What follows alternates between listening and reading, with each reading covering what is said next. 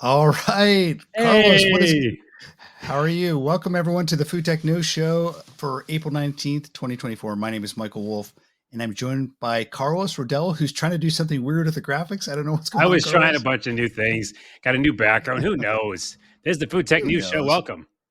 Yeah, it looks like you're on the set of ABC News. Is that what I'm you're also dialing in there. I from? do that in my Yeah, evening hours. yeah. Yeah. After this, you're anchoring the evening news. Yep. I don't know if they have evening news anymore. I think that's an old They thing. do. They do. Um, And I'm on it. They do. Okay. All right. And we also have with us one of my favorite people in the world of food tech and food innovation, Mike Lee, founder of the Future Market and author of a new book called Mise, which I'm excited to talk about. Welcome, Mike. Hey, how you doing, Mike? Thanks for having me. It's good to see you, Yeah. Carlos. Yeah. Good to see you. I think we've known each other for a while. I've probably seen you in New York. I know I broke bread with you in Bologna, Italy at some point at the In a Future Food School basement. It was in a, wild. in a weird Whoa. basement. Yeah. So there's some stories Yeah. there. But hey, we'll maybe get to this if we have time, and we're also going to spend some time, Mike, diving deep into your book, which I think you just published. I've been reading the first chapter, and I really love it. I love the Thank pictures, you. and we'll show some pictures. Carlos, you got some of those lined up to so we I can do. show Mike's pictures. All right, Thank all right. you. Cool. Can't wait. But before we get to that, we're going to talk about some of the stories of the week, and the first one up is the story about Bored and Hungry, the restaurant that was created around an NFT, a Bored Ape NFT, has closed. And I don't know if you saw this news, Mike. I thought it was an interesting one. To give some background to the viewers, in March 2022, NFT and crypto investor Andy Nguyen had purchased a Bored Ape NFT along with three mutant apes and soon decided to start a Bored Ape themed restaurant named Bored and Hungry. The restaurant opened its doors on April 9th, 2022. And by the end of the first day, had around 1,500 burgers served and a line stretched around the block. And just this week, we learned that Bored and Hungry had closed. Nguyen went on Instagram to talk about the closing and said that he had sold the concept to a franchising company out of Asia called Hungry DAO. You know, Mike, we've seen a number of these NFT focused efforts in the culinary world kind of go kaput. Some of them are still going along. I don't know if any of them are thriving. What's going on here?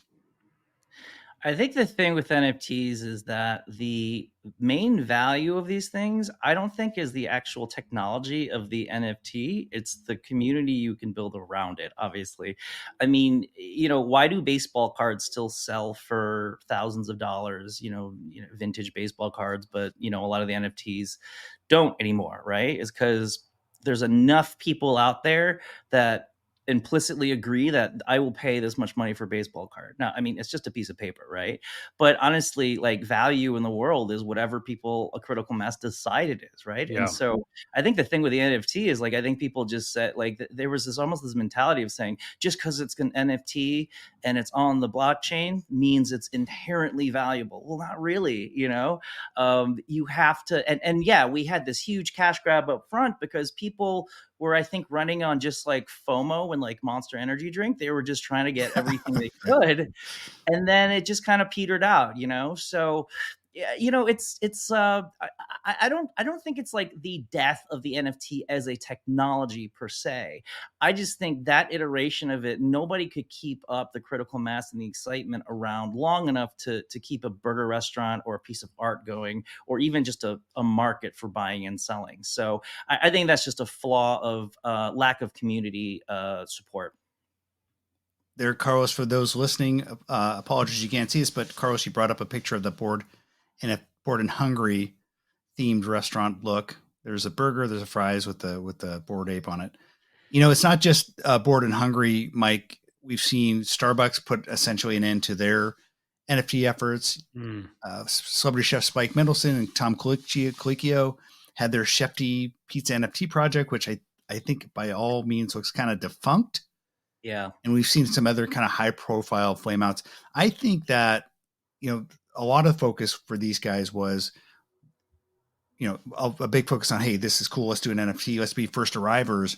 I think guys like Fly Fish Club realized that you have to have utility, real world utility, Yeah. and you have to be realistic. And so that they've made a few little pivots. The guys who started Fly Fish Club, including Gary Vaynerchuk, that you have to they're actually going to allow people who don't have an NFT join their dining club. So they kind of made this recognition that, hey, we need to pivot. Not everyone's ready to go onto the blockchain. And so if we want to make this thing successful, we have to be flexible. I think that's, yeah. I mean, it's got to be backed by real stuff, right? Before we got the gold standard, we had the gold standard, right? And the Yeah. paper money inherently wasn't worth anything. It was backed by the physical gold that was actually worth something. Only until did America become a massive superpower and like rewrote the world order did we get to a place where we could get off the gold standard, right? Because people are like, okay, we get it, we trust you, right? And so, you know, with somebody like Flyfish, you've got obviously a real influential person with a massive following in Gary, and you've got like real, you know, chef, Josh Capon behind that. You've got a real thing, right? So I think those are the things that are probably going to succeed more, but I don't think they're going to succeed because they're an NFT club. I think they're just going to succeed because they have a great community and they're good chefs and they deliver a good experience, right? So Yeah. To Mike's point, like you have to have it like make sense for your business. You can't just, you've seen this before. There's so many new technologies that come out and a company just wants to jump on it because, like you said, Mike, it's the bandwagon. Like get on it. But it has to make sense. It can't just be attached to some burgers and some fries. Although those look really good. Let me just say. It did look like a pretty good burger. So I'm a smash burger aficionado, so all right, like a good specimen. Smash cast. So what about hot buns in the metaverse? I don't know if you saw the story that Wow had launched hot buns into Roblox. Carlos, I think you did a little video. Oh on yeah, that. let me try to find the picture of that. Yeah. So the founder of Wow, Jeff Alexander, jumps on almost every new technology, and they launched their NFT driven membership club last year, and they went into Roblox this year. And I asked him, I called him on the phone. I go, what's going on? You're not necessarily going to drive revenue for this in any foreseeable future. And he said he thinks that at some point, whether it's a year from now, 3 years from now, 5 years from now, he just wants to be there because he thinks at some point it will. I think as a strategy, Mike, that's kind of a valid thing. If you just want to be a first driver, if you just want to have a lot of these initiatives and recognize that the payoff may not be there for years, then I think a company like Wow makes sense to do something like that. I don't think that's a bad strategy. I mean, especially with, I think the key thing within that is he chose to be within a thing that was already a platform, I can't speak to the nuances of Roblox. I'm not on Roblox, but from what I understand, there's a lot of people that are, right? And so I think that'll give you a head start, but yeah, again, probably make that investment kind of as lean as you can for now, because it's not going to pay for itself per se. It's just a thing you do to be there. Yeah, we did a video on it, and I was like, I don't know if anybody playing Roblox cares about this. And I also, the number one thing that people care about in Roblox, is digital goods, like actual in-game stuff. Yeah. And so this is the opposite. It's IRL stuff. So you think that might be a driver, but at the end of the day, most people who are playing Roblox want things for Roblox. What does it do actually? The Wow thing? You get like it's a mini game. It's a mini game within Roblox, and you can actually go in there and get 3 achievements, which took me all of 5 minutes. I'm not really even a gamer. And then I got a UGC, whatever it's called, Carlos, a little Wow for my head to wear.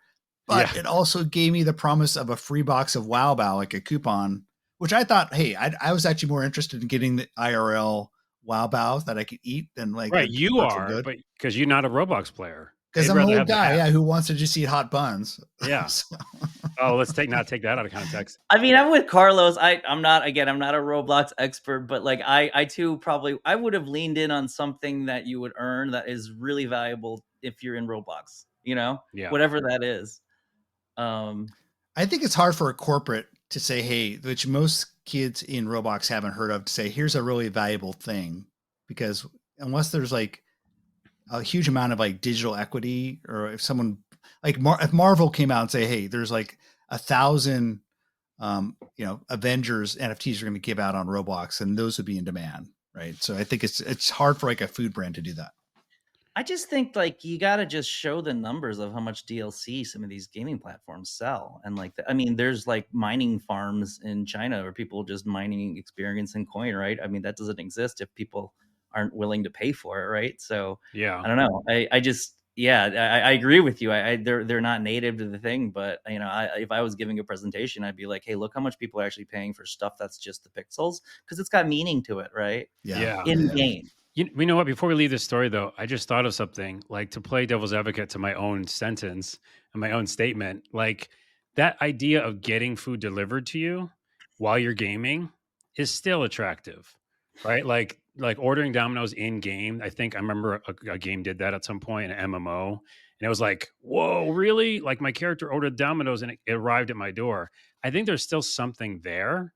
It's just again having that connective tissue of like how does it work for the player, because if it's just like a coupon, am I going to go to the place and Yeah. reach food? If it feels very first generation implementation. I think the long term inclination that maybe Wow Bao, because they're really a nationwide restaurant brand architected around using a lot of ghost kitchens and different points of presence in different cities. So they're probably on a lot of like Uber Eats apps. So if you could Mm-mm. ultimately order There you while go. you're playing a game, I think that's Yep. probably the vision for Jeff. I just think this is first gen and he's just getting a stake in the ground. So we'll Yeah. see where that goes. Because I think you're right. Gamers want to eat, they want to order pizza. Maybe now they want to order bao. Who knows? Let's move on to the next story. This one, I think you'll have some opinions on, Mike. So, Fast Company had an article titled "How Fast Food is Becoming a New Surveillance Ground," and this article examined how new customer interaction layers are using things like bio authentication with cameras. They're looking at your profile information, and they're becoming more of a risk for and a breeding ground for potential fraud as they gather more information about you. We also saw this week that another company called Steak and Shake launched a new facial recognition technology. This is kind of weird to me. Why a nationwide steak restaurant would I put know. facial identification for check-in and check-out. And they used a technology from a company called Pop ID, and they put out a PR saying, "Hey, you could come to our steak restaurant and you could check in with your face." It just seemed kind of like a disjointed fit. It doesn't seem like a steakhouse would be the type of place where people Yeah. would want to come and check in with their face. Mike, what is going on here? Well, it's not really a steakhouse. I've spent Yeah. many. It's a steakhouse in name, I think. Okay. But Yeah, any I mean, restaurant, like what's I think my view on private. I don't know. I think like my view on this is kind of like a big general principle is that whenever you're trying to get somebody to offer a piece of personal data, you need to offer some form of utility that in their mind they can do a quick piece of calculus and say, okay, that's worth giving my fingerprint. You need some kind of personal utility that makes it feel worthwhile to give up some piece of information, right? Um, I look at something like Clear at the airport, right? They're doing retina scans, but like for me, that to me seems like a good calculus of like, okay, I'm willing to give up that amount of privacy because I can cut a sometimes hour-long line and like make a flight that I wouldn't have made, right? That makes a lot of sense. And I'm in this context of like, I'm already in an airport where I'm assuming everything is recorded anyway. So like, what's another scan, right? They already know every single thing about me. But like, I don't know if I really want my face recorded at a Steak and Shake at 2 a.m, like, I don't think that's something that I don't know what they could give me. And I'm not saying that it's not possible. I'm not saying it's not possible, but I think like somebody like Steak and Shake, they'd have to give so much value for somebody, I think, to consider kind of giving some of that privacy over. Or maybe the consumer at Steak and Shake just isn't even, they're not listening to this podcast. They don't think about this stuff and they're like, sure, whatever. But generally I think, yeah, you gotta kind of make it worthwhile to do this privacy stuff. And I'll show the picture of Steak and Shake, which is Okay. not a steak restaurant. It is definitely a fast food, a lot of steak on a bun, which makes me hungry, by the way. yeah, But Yeah, yeah, the fine print is famous for steak burgers. there you yeah. go. That is the type of place you don't go at. You don't want to show your face at 2 a.m. You're kind of embarrassed to go there maybe at 2 a.m. And Yeah, maybe not in I don't you're not your best self at that point. I don't want my biometrics at a Steak and Shake. But you make a great point. Like the context of going through the airport and using your face. And the last few times I've gone through TSA, they've actually taken a picture of me. And so we're getting used to that. I'm generally okay with giving up some biometric information, probably more so than most people, probably because I experiment a little bit. I did the Palm Pay at Starbucks, which a lot of people thought was maybe crazy, but I just figured, hey, I want to try it. but that didn't stick. I know that they were trying it here in the Northwest and they pulled it out. Mhm. So, but I think that inevitably we're going to see more of this biometric ID just come. But let me ask you this: as it becomes more common, Mike, do you think people would just more freely give it up, or do you think they're going to want this utility and this value in exchange? Well, so like I'm 44, and so that's my opinion, because I have a history of living before this stuff existed, right? I think the real kind of question is ask somebody 20 years, 30 years younger than me to see what they think, because they don't have the same context that I do, right? And I think what you could have this kind of situation where like people like us kind of slowly die off, and then all of a sudden, By all eating of too us much steak and shake by burgers. eating That's too what- much steak Yes, and shake. yes. And then all of a sudden, like a new generation springs up with a different set of context around this stuff. So they'll either maybe care more about it and be more militant about it, or not care at all. You know, I don't Well, know. yeah, that makes me sound that they won't care because, like, you know, we of our age and generation are accepting of it, and young people are accepting of it even more. Like, I just feel like it's just part of the norm, like just like a lot of things like phones, etc. So, It is, but I remember at like South by like 7 years ago, I heard I think it was Dana Boyd. She was a researcher, and she had this talk about how millennials, and that was back when millennials were still considered young, like how millennials are like Gen Z, were in high school, and how savvy they were around things like Facebook. Like she was documenting this whole crowd of people in high school, teenagers that were using Facebook. And every time they'd log off Facebook, they wouldn't just log off or shut the app down or shut the web page down. They would deactivate their full account. And the reason why they did that was, and then they'd reactivate it when you re-sign in. And the reason why they did that was because their worst nightmare was like being in like gym class, and then like during that period, somebody posts a bunch of embarrassing stuff about you and you can't do anything about it. And in the 45 minutes, you're like, you know, in gym class, it goes viral and your whole reputation's ruined. But if you're deactivated, you can't tag you on it and stuff like that. So yeah, I agree. I think there's definitely something to be said about digital natives kind of caring less about some of these things, but they also find new ways to kind of be just more savvy about it because of things like that. yeah, I think that's actually a good point because it's like the younger generation is both. Like they're on both sides of it. They're like, we accept it, but we also want these rules in place or these things in place because we are so, like you said, savvy. We had a question from chat. Mike, do you want to read it? Are you in Yeah, the we can actually bring it comments? up on stage. I'll drop it on. I'll put it on here. There So you go. Lars Crook says, to the point of privacy versus convenience, could the gaming platform benefit from acting as a proxy and being the sole entity that is in possession of identity? I don't know if that's a question you can answer, Mike. I mean, I don't know. I guess again, I think it's cultural, right? Because I think there's probably Yeah. some people that take gaming so seriously that their online avatar feels like an extension of them. Like, I don't know if it's going to bleed into like having legal repercussions or like, you know, legal weight, but yeah, I don't know. But I think that's interesting to think about in the future as this stuff Yeah. becomes more prolific. Yeah, the gaming. Yeah, go ahead, Mike. Well, I was going to say we talked about young people and worrying about fraud. I think the whole wave of deep fakes coming and kind of people being able to essentially recreate your exact likeness is something that I think is going to be like the new battleground, essentially. Yeah, the avatar versus the deep fake versus who are we anymore? Before we Yeah, leave who this are topic, we? I did a little AI art like I always do every show. And this is with a free version of AI art. So I always put that out there. It's not the best. And so it does some really funny things. And so because we were talking about facial recognition for fast food restaurants, I just said that. I said, make me some facial recognition at a fast food restaurant. This one's not bad. It's not the same person. So that's kind of weird. This is for our visual video audience only.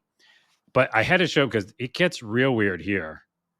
This is, well, no, hold on. This one's kind of normal. It's still whatever. Okay, this is the weird one. What's happening? I feel like every time Why? I don't know if it's your prompt engineering, but last time you also had people's faces turning into pizzas. So I don't know. Maybe It's Mike not can teach you me. something. Maybe That's Mike what could you look. either lend That's you. what you look like when you eat at Steak and Shake. Okay, you know what? It's accurate. That's actually accurate. That's Okay, actually a okay. real You, photo Yeah. from Steak and Shake. It's a we live were look. just we were just Your talking face about getting breaks out into hamburger. But we were just talking about getting digital goods and hats. And look, this person has a digital hamburger hat. Um, anyways, AI art is sometimes awesome and sometimes terrible, but I think it's great. Yeah. Well, we'll be looking at some of Mike's AI art. So, and we'll kind of Much compare better. we'll look at the prompt engineering skills of both you guys in contrast. But before that, we got one more story. We're kind of veering into now a little bit on the alt protein side. I thought this was an interesting story. I mean, frankly, there's been a lot of alt protein stories and a lot of cultivated meat stories over the past couple weeks. This one though caught my attention because Vow it's about a company called Vow out of Australia. It's a Sydney-based startup, and just this week they launched its cultivated Japanese quail, and they are selling that in the Singapore market because, as many people know who follow cultivated meat, that's one of the countries that has okayed it at the kind of the country regulatory level. They got the regulatory okay to go ahead with the product. Unlike other rollouts of cultivated meat where chefs had supplied the meat are supplied with the meat itself, Bao is taking a novel approach where they're basically creating a parfait that they're calling cultivated quail. I thought, Mike, this is an interesting approach. They're a little bit different than what I've seen.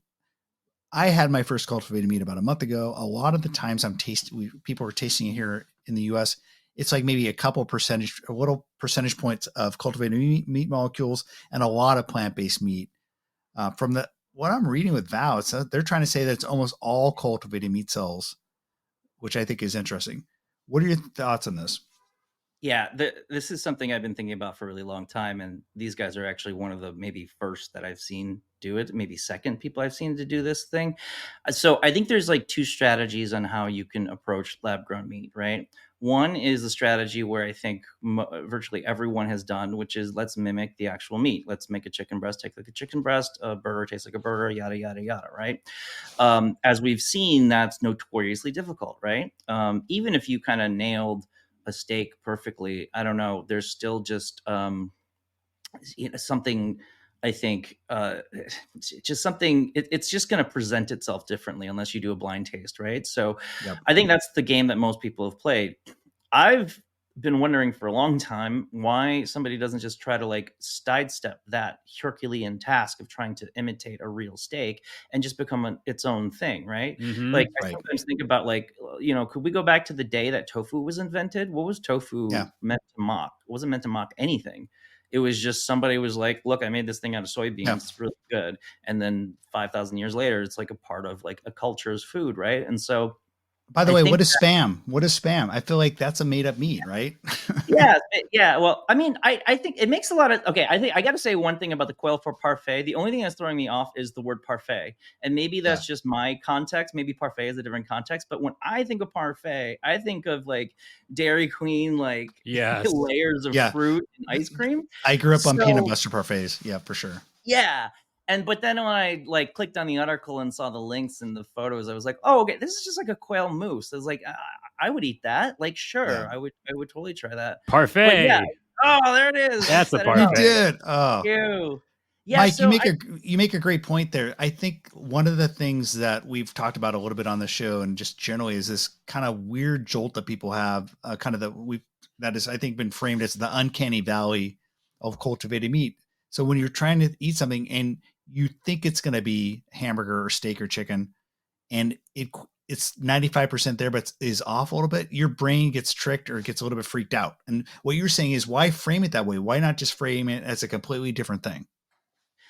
yeah, and I think also like something like a moose is somewhere in the middle, right? Because I think the degree of difficulty versus trying to nail a perfect quail like thigh, which has such a specific texture and taste to it, they're probably making it a lot easier on themselves because they're just trying to make this kind of mush, so to speak. But you kind of Mhm. gussy it up and call it like a moose or something like that. I think you kind of I don't think there's a right way or wrong way. I think you exchange one set of problems for another, right? Because I think if you're trying to mimic a steak, you don't have to explain to anybody what it's trying to be. Everybody knows what a steak or a piece of chicken is. However, you have the huge task of trying to live up to that image that everyone has burned in their palate about that. On the flip side, if you're trying to do something new, like, let's pretend tofu never existed and we're trying to invent it. it's easier from a production standpoint because you don't have any like framework to live up to. But then the hard part is now you've got to go around explaining to everybody what this thing called tofu is you've just created, you know? Yeah. So I think it's hard either way. It's just a different kind of hard. We've definitely talked about on the show a lot, Mike and I, and I think it's you're right on the spot of like what I think too is like I like veggie foods for what they are. Like they're a veggie thing that I like eating, and it's got a cool flavor. And there's different brands that I appreciate more than others. And I think we talked about Impossible last week or the week before, Mike. And like Impossible has chicken nuggets, and they're a little bit close to actual chicken in the chicken nuggets. And I'm like, stop it, just be whatever else, you know? Yeah. So yeah, it's funny. Like McDonald's chicken nuggets to me have always been like an alternative meat that aren't quite chicken, but you just somehow don't grow to like them because not on purpose. Comfortably in the uncanny valley, and it's like yes. was like, it's been there forever. So, Mike, to your point, the CEO of Vow basically had this as their strategy. He says in the piece written, I think it was on Green Queen, that cultivated meat makes sense as a way to create new, delicious foods, not imitate the food we already know and love, and we are proud to enjoy an entirely new category of food. So that was by design. And I think that's kind of smart, and especially like because I think like the production levels of lab-grown meat right now, I can't really see making a case for a mass strategy at all because no one can make it in sufficient quantities. I totally think partnering with a high-end. I mean, I think definitely has to be like the iPhone 1 that's $1,500 for substandard performance, right? Because you can only really afford to make enough of these to kind of satisfy the high-end audience that's going to be a little bit more forgiving, has a lot of disposable income, and they're not going to just like complain about it. They're kind of in for the ride, and you do that for a while and build up sort of a halo effect and, keep it a little bit unattainable for a while until you can get to the point where you can mass produce it and then literally replace all the chicken nuggets and McDonald's with it, So I like his strategy in doing this. I just wish he called it a mousse instead of a parfait. Well, speaking of mousse, I think we all can say and agree to this: no meat mousse ever. Come on, who wants meat mousse? Am I alone? Liver mousse? I don't want meat mousse. Meat mousse sounds weird. But I like a good pate. They should call it maybe a pate. Yeah, pate. Yeah. All right. I'm thinking like chicken liver mousse, and now I guess you're right. Like aside from saying the words chicken liver and then mousse, it doesn't really make a lot of sense otherwise. Maybe it's just the words together sound bad to me. That's maybe what. Because you think dessert and like savory dessert just sounds weird to me. I know. Like, what if you called it like moist meat mousse? You'd piss off. Oh no! We have to move on. Yeah, let's. We're moving on from moist meat mousse to Mise. Mise. Hey. Well, that's Mike. It's your book, and how do you pronounce it? It's spelled Mise, but you pronounce it Mise. It's Mise. So it's Mise, short for mise en place. Mise en place in the culinary world, or some people affectionately call it your mise, is the prep work you have to do to get ready for the night service. The metaphor extends to what this book is all about, which is helping the food industry at large prepare for the future. If you're a line cook somewhere at a restaurant and you don't have your mise together, you're going to go down in flames at that night's dinner service. Same thing with the industry. If we don't kind of have our ducks together about planning properly for the future, we won't go down in flames as fast as a one-night dinner service, but I think things can definitely go awry. So that's the spirit of the book, is trying to help the food industry think more creatively, expansively, and insightfully about the future of food. Well, I know I've always known you to be a really excellent futurist. I love your peeking into the future, the methodologies you use, the way you frame things. I always enjoy that.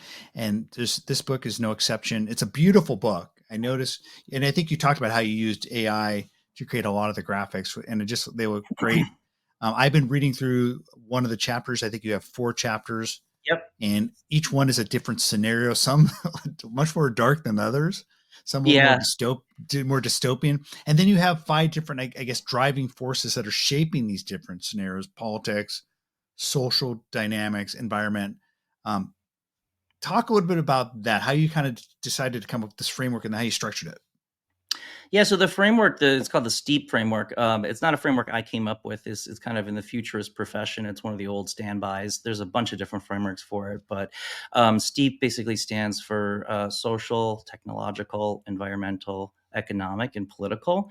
And essentially, if you're trying to like look at a future of anything, really, if you can kind of imagine what it's like in each one of those letters in the acronym, you can kind of start to build a world together, right? So I think this is especially important in food, especially like kind of the whole fertile ground of like food trend reports is I think they just kind of spend all their time looking inwardly at the food, but you don't kind of look expansively at like what's happening in politics, what's happening in economics, what's happening in technology. Food above all is the most interwoven into our lives. So I think if you want to study the future of food, you cannot just look at food trends from the food industry. You have to look at just life and world, right? And so um, all this, the five steep factors, I've chosen 5 hot button topics in each of those categories. And in social, I talk about the eating habits. So, are we going to eat predominantly ultra processed foods or better for you foods in the future? Technology. I look at generative AI. Is it going to be mostly helpful, mostly harmful? Economics. I look at the current debate around ESG investing. Are we going to be pro or anti that? Environmental. I look at regenerative versus degenerative agriculture, and then political. I look at how united or divided are we going to be in the future. So if you imagine each of those factors as kind of a slider going one way to the other, Yep. each of those four scenarios are born out of different combinations on those sliders.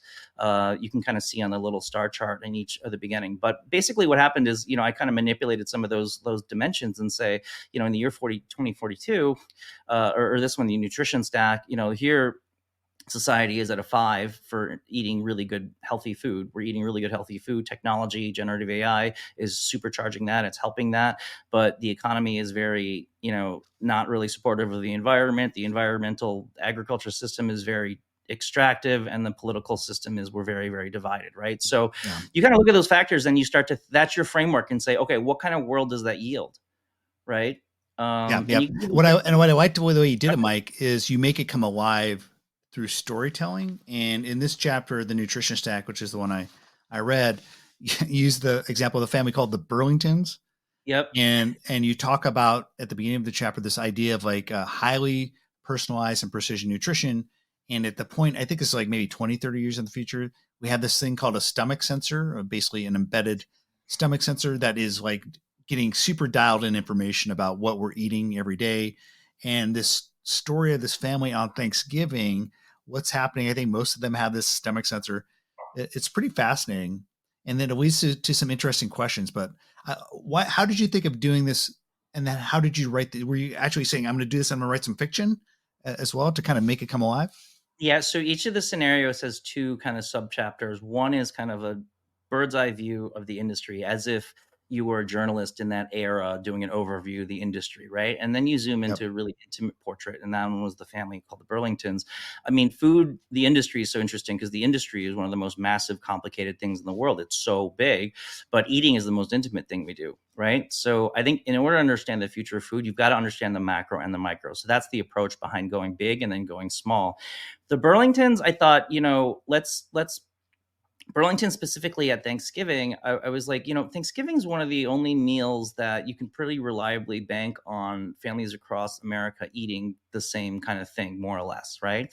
And so what better way to contrast the effect of each family member being on a personalized nutrition thing than to have them in this backdrop of Thanksgiving where, quote unquote, everyone's supposed to be eating the same thing. Well, personalized nutrition is the exact opposite of that, right? And so, there's a lot of just vignettes in there about like how this stuff manifests in everyday life. Like no one is eating one central turkey. Everyone had to switch to quails because everyone's getting their own personalized quail, except for the personalized nutrition people. And there's this whole rift. And so, yeah, I think it's important to kind of like dive into a little bit of that speculative fiction because white papers are loaded with data and facts, but they're hard to relate to, So I think it makes it come alive. I love the idea of using speculative fiction. And Carlos, I think we have a few of his pictures we could show for people who are watching it. But I say, Mike, I love the ending where you actually make it a little personal, where the parents kind of look at each other. Mason looks at Christina and beckons her upstairs to the bedroom. Oh, I don't have those pictures. Yeah. And I think you say on her stack glass, she sees the same red glow reflected onto Mason's face. So you had a little almost romance angle to it as well. There is, but it's like it's at the very end of the story where it's like they both are wearing these. So the fictional platform I've created for this is called Stack. And people that are on it, they have these glasses that have heads up display. This is year 2042 as well too. So you got 52. Sorry. So you got to imagine like, the Apple Pro has gotten way better, and they both kind of have this little red heart throbbing after all the guests have left, and that is instructing them to go upstairs to their bedroom and make love. And I just think like, oh, how much more can you let technology dominate your lives when it's telling you when to show affection to your partner, so yeah, those are the millennials kids, and the millennials kids that are okay with that stuff.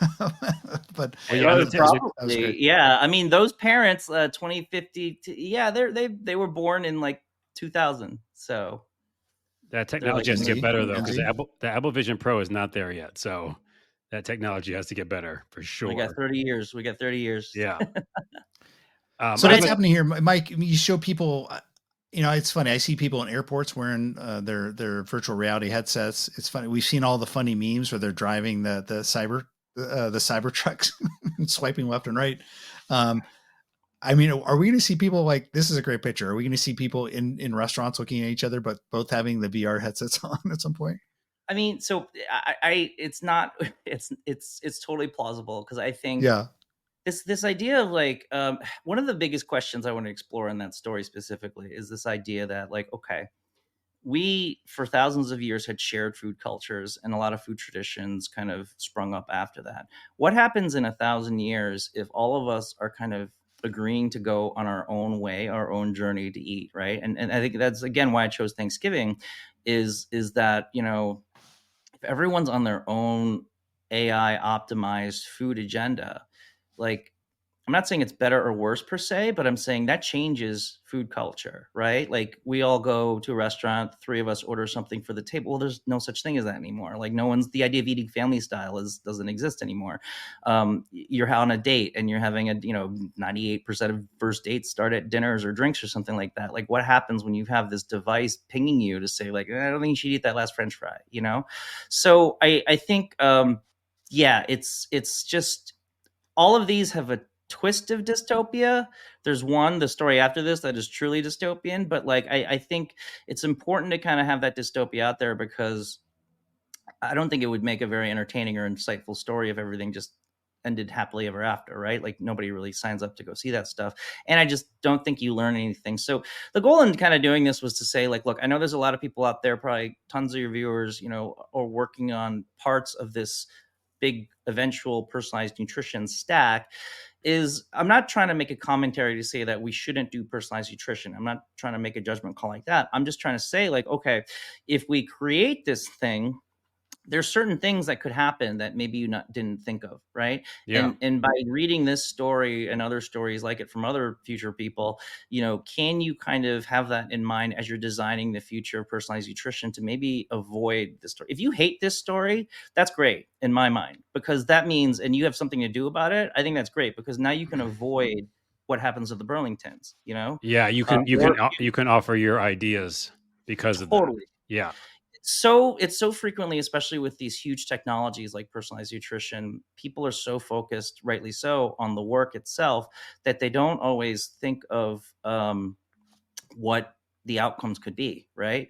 And so this is kind of like trying to augment those people working on the nitty-gritty parts of it, to say like, okay, let's look up for a little bit, and let's kind of imagine a world where we're the dog that actually caught the car. Now what do we do with the car? Do we want this car? Let me reiterate what Mike said. I think it's super important that you did the fiction in here, because there are a lot of boring white papers. There are a lot of just boring information that we probably could use, but we're not entertained by it. And we're in an entertainment culture and society.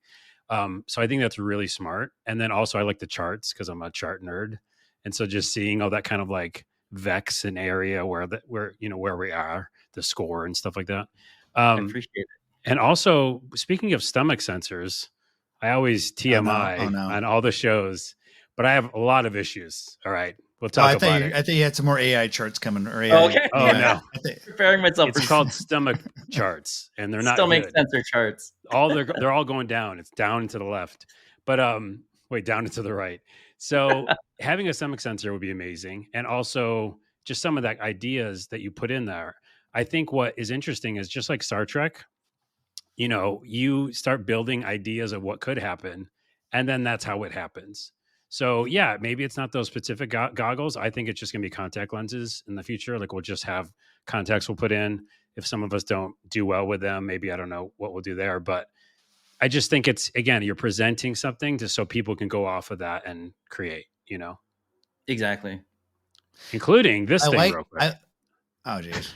That's a real thing. I'm Toro into makes it. that. I love all the Japanese toilets. They've had smart toilets for a while. I know they had some at Yeah. CES this year. I like that you used the different societal forces that are shaping the world and kind of factor those into the different scenarios. I mean, one of the things we see nowadays, Mike, is just this distrust of people. I mean, you see all the people freaking out with all this misinformation. And I think that misinformation is going to drive usage behavior and could lead to more dystopian outputs or just distrust of big tech, distrust of regulation regimes. And so that has a big shaping effect, I think, on the future when you future cast.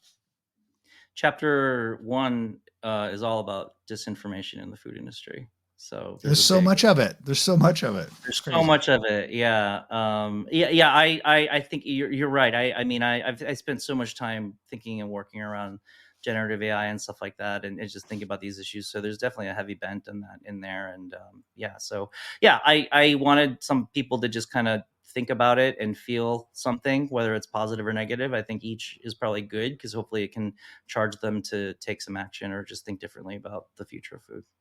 We did a great job. And where can people find the book if they want to download this? Pre-orders are open right now. You can order on mise.market. That's mise.market.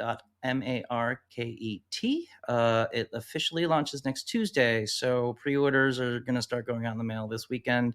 And that's where you can get it. Mise.market.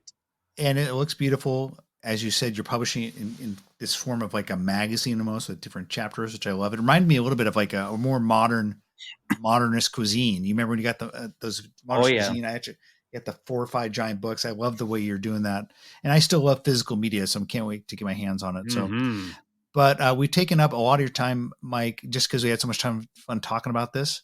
I enjoyed it. Make sure that you come back again in the future. Maybe in 10 years from now, when one of these futures, we'll see if it actually comes true or not. But there you go. We'll prove it.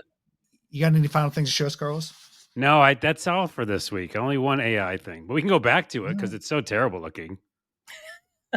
This is how the future is. It's the future. That picture of me at Steak and Shake. Yeah, that is you. That's like that's what we don't want to happen in fast food restaurants. All right. Hey, everyone. Thanks for listening. Thank you, Mike Lee, for joining us. Carlos, as always, thank you. And we'll talk to everyone next week. Have a great week, everyone. See you later. Thanks, guys. Bye. Bye. Bye.